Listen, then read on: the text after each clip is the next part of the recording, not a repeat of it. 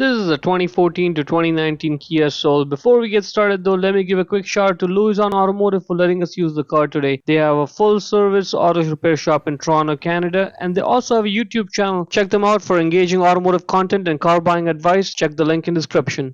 Now that's the key right there. First we need to get that physical key out. So press the button there, get the physical key out.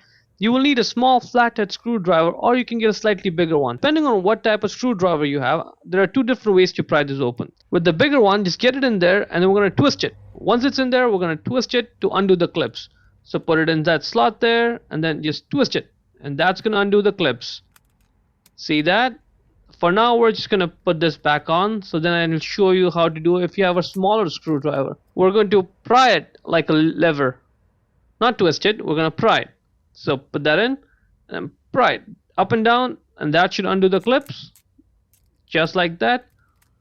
Now the cover should just come right open. Turn the other side upside down, the chip's gonna fall right out.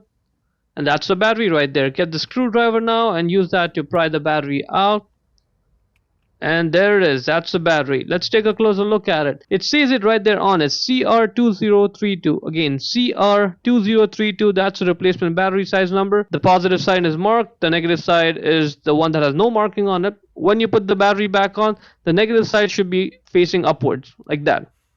Negative side is upwards, the battery is in place. Let's go ahead, get that chip. And see that metal contact point on the chip? That contacts the battery. Yep, that over there, it contacts the battery, so make sure it's matching it. Flip it around, put it on, and now we can put the other part of the remote on. Make sure it's all aligned. That is looking good. Now let's just push it together and it should just clip on. And that's looking good. Let's put the physical key back on and try it out. Okay, that's working. That's looking good. Hope you found the video useful.